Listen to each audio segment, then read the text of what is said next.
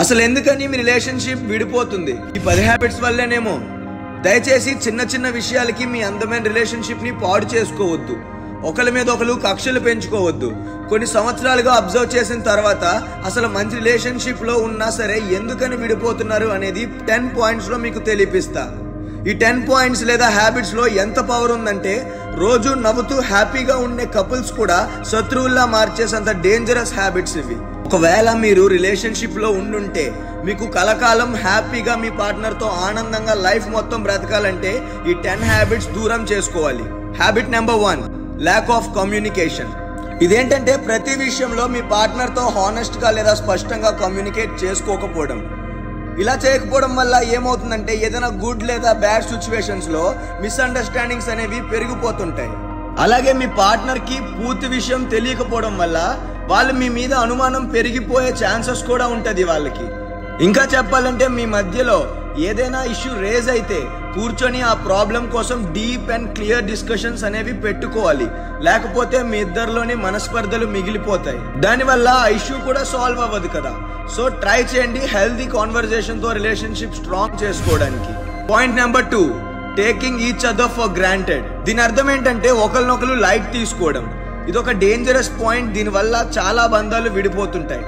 ఎప్పుడైతే మీరు మీ పార్ట్నర్ ని లైట్ తీసుకొని వాళ్ళ డెసిషన్ కి వాల్యూ లేనట్టు చూపిస్తారో అప్పటి నుంచి మీ పార్ట్నర్ బ్రెయిన్ లో ఒక పురుగు కదులుతుంది. ఏంటి నన్ను నెగ్లెక్ట్ చేస్తున్నట్టుంది, లేదా నా వర్క్ కి అప్రిషియేషనే లేదు అంటే అసలు నేను వాళ్ళ లైఫ్ లో అంత ఇంపార్టెంట్ కాదనుకుంటా, అసలు వాల్యూయే లేదేమో నేనంటే అని ఇలా ఫీల్ అవుతూ ఇద్దరికి ఆర్గ్యుమెంట్స్ పెరిగిపోయి రిలేషన్ ని దూరం చేసుకుంటున్నారు. ఇలా అవ్వకూడదంటే ఏదైనా ఇంపార్టెంట్ డెసిషన్ తీసుకునేటప్పుడు మీ పార్ట్నర్ సజెషన్ తీసుకోండి. ఆ సలహా మీకు ఓకే అనిపిస్తే అప్లై చేయండి. లేకపోతే ఎందుకు ఆ సలహా కరెక్ట్ కాదో, ఎందుకు మీకు ఆ సలహా కరెక్ట్ అనిపించట్లేదో కూర్చొని ఎక్స్ప్లెయిన్ చేయండి వాళ్ళకి. ఇలా చేయడం వల్ల మీ పార్ట్నర్ కి ఇంపార్టెన్స్ ఇస్తున్నట్టు తెలుస్తుంది. అప్పుడు మీ పార్ట్నర్ డెసిషన్స్ తీసుకునేటప్పుడు కూడా ఇలానే మిమ్మల్ని కూడా అడుగుతుంటారు. దానివల్ల ఒక healthy relationship and transparent relation అనేది బిల్డ్ అవుతుంది. Point number 3, constantly criticising. మాటికి మీ పార్ట్నర్ ని కించపరుస్తూ మాట్లాడడం చాలా తప్పు. ఇలా మీ పార్ట్నర్ చేసే ప్రతి తప్పుని దెప్పుతూ బ్లేమ్ చేస్తూ ఉంటే మీ పార్ట్నర్ యొక్క హార్ట్ చాలా అన్హ్యాపీ ఉంటది. అలా వాళ్ళ సెల్ఫ్ ఎస్టీమ్ తగ్గిపోతుంటది. దానివల్ల మీ మీద ఉన్న ప్రేమ కొద్దిగా తగ్గిపోతూ 2 మనసులు దూరం అయిపోతాయి. సో అందుకే ఎప్పుడూ తక్కువ చేసి మాట్లాడొద్దు. వీలైతే వాళ్ళు చేసే తప్పుని కరెక్ట్ చేయడానికి ట్రై చేయండి. అంతేగాని మనసు బాధపడేలా బిహేవ్ చేయొద్దు. ఎందుకంటే ఒకసారి విరిగిన మనసు మళ్ళీ అతకడం చాలా కష్టం. Point number 4, ignoring boundaries. ప్రతి మనిషికి కొంచెం పర్సనల్ స్పేస్ అంటూ ఉండాలి. రిలేషన్షిప్ లో ఉన్నాం కదా అని 24/7 ఒకటే పనిలో ఉండకూడదు. ఓవర్ లవ్ లేదా ఓవర్ కేర్ లేదా ఓవర్ డిపెండెన్సీ వల్ల చాలా బాధపడాల్సి ఉంటుంది. Point number 5, frequently lying. నిజాయితీగా ఉండకపోవడం. మీరు చిన్న అబద్ధాలు కూడా చెప్పకూడదు. ఎప్పుడు మీకు చిన్నగా అనిపించే అబద్ధం మీ పార్ట్నర్ కి మీ మీద నమ్మకం కోల్పోయే ప్రమాదం ఉంది. ఒక గట్టి రిలేషన్షిప్, స్ట్రాంగ్ రిలేషన్షిప్ లో ఎప్పుడు కూడా నిజాయితీతో ఉండాలి. అదే చాలా important. Point number 6, jealousy and possessiveness. Me life partner ముందు వేరే వాళ్ళతో మీరు క్లోజ్ గా ఉంటే మీ పార్ట్నర్ కి జెలస్నెస్ అనేది ఇంక్రీజ్ అయిపోయి నెమ్మదిగా మిమ్మల్ని అనుమానించడం స్టార్ట్ చేస్తారు. ప్రతి విషయంలో అనుమానం అనేది ఇన్వాల్వ్ అవుతుందంటే 100% ఆ బంధం అతి తొందరలో ముక్కలైపోతుందని అర్థం. Point number 7, neglecting quality time together. మీ పార్ట్నర్ తో మొత్తం రోజులో కొద్దిసేపు కూడా ఓపెన్ మైండ్ తో ఫ్రీగా మాట్లాడకపోవడం చాలా carelessness and negligence with your partner అని నా ఫీలింగ్. ఎందుకంటే గైస్ సీరియస్ గా చెప్తున్నా, no one is too busy in life. బిజీగా ఉంటారు, మనుషులు అన్నాక బిజీగా ఉంటారు ఓకే, బట్ మరి 5 to 10 minutes కూడా పార్ట్నర్ తో మాట్లాడలేనంత బిజీయా చెప్పండి? It's all about priorities or importance. అవతల వాళ్ళు అసలు అవైలబుల్లో లేరు, మాట్లాడడానికి కుదరదు అంటే ఓకే, బట్ అన్ని పనులు చేయడానికి టైం ఉంది కానీ మీ పార్ట్నర్ తో వాల్యుబుల్ టైం అనేది మాట్లాడడానికి మాత్రం లేదు.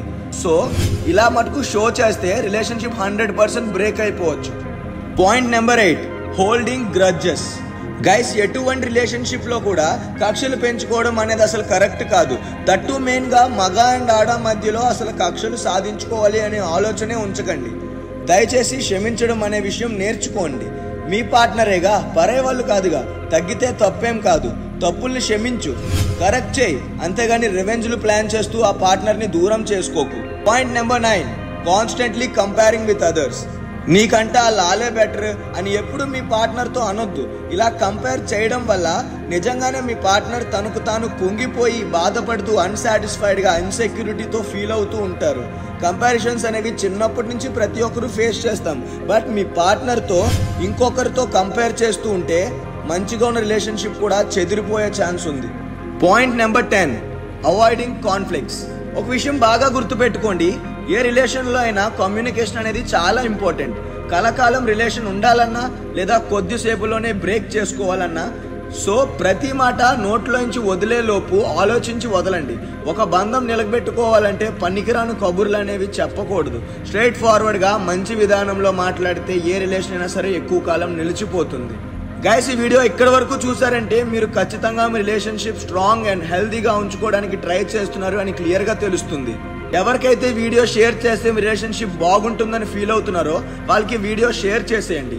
అలాగే ఈ వీడియో లైక్ చేసి మీకు ఎలా అనిపించిందో కమెంట్ చేసి నాకు